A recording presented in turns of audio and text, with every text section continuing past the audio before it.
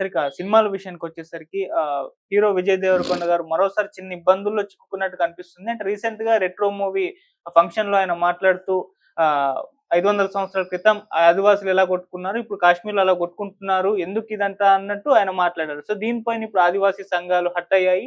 వాళ్ళు క్షమాపణ చెప్పాలని కోరారు. అప్పుడు విజయ్ దేవరకొండ గారు ఇది రెస్పాండ్ అవ్వలేదు. ఎస్సీ, ఇది ఎస్టీ అసలు ఆదివాసీలు అసలు హర్ట్ అవటానికి ఏమైనా ఆదివాసులు కించపరిచి ఏమైనా మాట్లాడా లేదు కదా. హ్మ్. అంటే ఆదివాసీలు పేరు చెప్తే చాలు, పేరు ఎత్తితే చాలు మమ్మల్ని మనోభావాలు దెబ్బతిన్నాయంటే ఇది అర్థం పడతలేదు. గతంలో చరిత్ర హ్మ్. గతంలో చెప్పారు. ఆ రోజు అంటే ఆ రోజుల్లో ఆ పోరాటాలు అలా ఉండేవి. అంటే కర్కశంగా ఉండేవి. కర్కశంగా ఉండేది. అది ఆనాడు ధ్యేయాలు వేరు, ఆనాడు పోరాట ఉద్దేశాలు వేరు. కనుక ఆ రోజుల్లో ఉండేది. కొంచెం గట్టిగా, ఘాటుగా ఉండేయి. హ్మ్. అది అన్నాడు. అలాగ ఉండేది ఆ రోజుల్లో ఉండేది. ఇవాళ కాదు కదా! ఇవాళ ఆ రోజుల్లో లాగా ఘాటుగా చేయాల్సిన అవసరం పాకిస్తాన్‌కి ఏముంది? చదువు సంధ్య లేకపోవడం వల్ల. అంతే ఆదివాసీలు తప్పుడోళ్ళనో, ఆదివాసీలు ఇంకోటనో కించపరిచి ఎక్కడ మాట ఆదివాసి అని పేరెత్తితేనే మా మనసులు బాధపడుతుందంటే అర్థం పర్థం లేదు. హ్మ్. ఉన్నే ఏదో ఒకటి ఇవాళ ఒక ఫ్యాషన్ అయిపోయింది. ప్రతిదానికి మా మనసు గాయపడింది. మా మనోభావాలు దెబ్బతిన్నాయి. ఎందుకు దెబ్బతిన్నాయి? నీ మనోభావాలు ఎందుకు దెబ్బతిన్నాయి? ఆదివాసీలు మూర్ఖులు, ఆదివాసీలు సన్నాసులు అన్నాడా? అలాంటి మాటలేనాడంటే మమ్మల్ని మూర్ఖులు అంటారా? మమ్మల్ని చేతకానోళ్ళు అంటారా? ఆదివాసీలు ఇలా అనొచ్చు. అలా ఏమి అనలేదు అతను. ఆదివాసీల రోజుల్లాగా ఇప్పుడు ఆదివాసుల రోజులు జరగలేదా పోరాటాలు ఇట్లాగు? హ్మ్. జరిగినాయి కదా! హ్మ్. అదే అన్నాడు ఆదివాసుల రోజుల్లాగా ఇవాళ ఏంటి అని. ఇంత దూరం వచ్చినాక ఎన్నేళ్ల తర్వాత మళ్ళీ ఆ పోరాటం అలాంటి పద్ధతి ఏంటి అని. ఓకే. తప్పేముందది? ఆదివాసీల పోరాటం అంటే ఇది తప్పు పోరాటం అని కాదు. అక్కడ కొంచెం భీకరంగా ఉండేది. దాన్ని రెఫర్ చేసి ఇది భీకరంగా ఉంది కానీ రెఫర్ చేసి చెప్పాడు. హ్మ్. దాంట్లో ఇది ఆదివాసీలు కించపరచడం ఎక్కడుంది? అవమానించడం ఎక్కడుంది? తగ్గించి మాట్లాడటం ఎక్కడుంది? ఏదో వాళ్ళ పర్సనల్ ఐడెంటిఫికేషన్ కోసం వాళ్ళు ఏదో పెద్ద నాయకులు అనిపించుకోవడం కోసం ఎవరెవరు చేసుకునేయి దాంట్లో ఏమి వాళ్ళ దీంట్లో ఔచిత్యం లేదు. ప్రతోడు అలా చెప్పుకుంటూ పోతే ప్రతోడు ప్రతిదానికి ఏ మాట మాట్లాడినా మా మనోభావాలు దెబ్బతింటాయని ఒక ఊతపదం అయిపోయింది అందరికీ కూడా. ఓకే. ఏదన్నా మా మనోభావాలు దెబ్బతిన్నాయి, మా మనోభావాలు దెబ్బతిన్నాయి. ఏంటి మనోభావాలు ఎందుకు దెబ్బతిన్నాయి? ఇగో మొన్న కేసులు వేశారుగా తెలుగుదేశం వాళ్ళు. ఎవరి మీద? ఎప్పుడు ప జరిగిన 17లో జరిగిన మాటలకి 10 బ బ బ అదే 7 ఏళ్ల క్రితం జరిగిన మాటలకి ఓహ్! ఇవాళ కేసేశారు. మనోభావాలు అప్పుడు ఇది పోసాని మీద. పోసాని అప్పుడు కమ్మాళ్ళ ఆర్‌సీబీ గురించి మాట్లాడేది హ్మ్. 7 ఏళ్ల క్రితం. అప్పుడు కాదు ఇప్పుడు మనసు గాయపడిందట ఆళ్ళకి.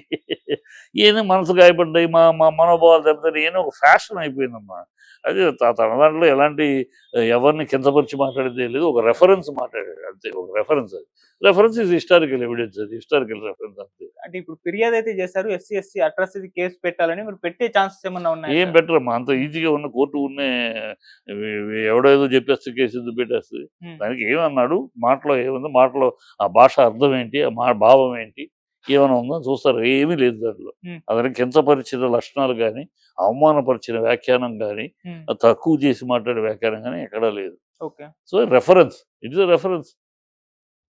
రెఫరెన్స్ చేస్తా ఉంటారు. హ్మ్. ఇప్పుడంటే గాడ్సే గారు గాంధీ గారిని చంపారు అని చెప్పి రెఫర్ చేస్తా ఉంటారు.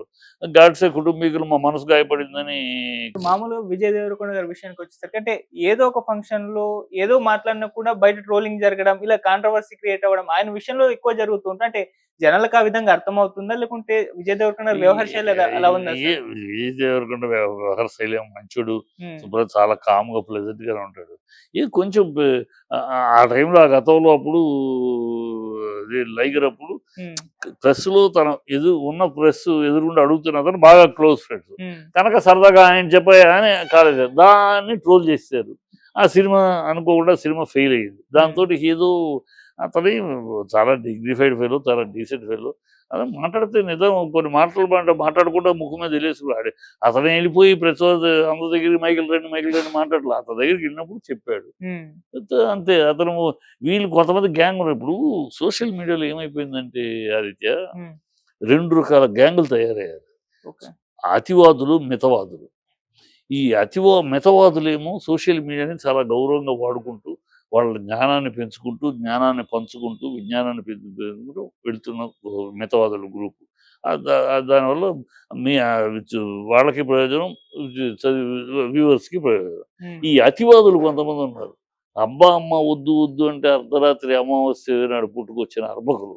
వీళ్ళు అతివాదులు. వీళ్ళకి ఏ జ్ఞానం ఉండదు. ఏ జ్ఞానం ఉండదు. ఏ పూర్తి ఏ విషయం మీద పూర్తి అవగాహన ఉండదు. ఏదో కూర్చుంటాం, పొద్దున్న లేగటం, కంప్యూటర్ పెట్టుకుంటాం, ఏదో కొట్టేయటం. దీని గురించి ఏదో ఒక సొల్లువాగుడు వాగేయటం. అది సొల్లువాగుడు సెలబ్రిటీల గురించో, ఇంకోటి గురించో వాగితే వైరల్ అవుద్ది. వాళ్ళకి అలాగ వైరల్ అయితే ఆ వచ్చే ఎంగిలి దాని మీద వైరల్ అయితే వ్యూవర్షిప్ పెరుగుద్ది. ఆ వచ్చే ఎంగిలి కూడు తినడానికి కక్కుర్తి పడే కుచ్చింబర పరాయణతలు వీళ్ళ వల్ల జరిగేవి. ఓకే.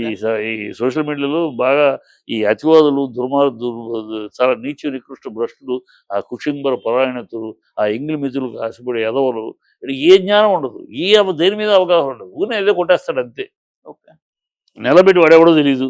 వాడు 10 మందిలో వచ్చి నిలబడి మాట్లాడేవాడైతే మన ఏం తెలుసా, ఏ ఆధారంతో చెప్పారని అడగదు. వాడికి ఏమంటే ఉండదు. వాడెవడో పేరు పెట్టుకుంటానికి కూడా ధైర్యం ఉండదు. అవును. ఏదో కేఎస్ఆర్ అంటాడు, ఇంకోటి ఏదో పేరు పెట్టుకుంటాడు, ఇనిషియల్ పెట్టుకుంటాడు, ధైర్యం కూడా లేదు. ఇలా ముండమోపులు రాసే కోతలు ఇవి అంతే. ఓకే.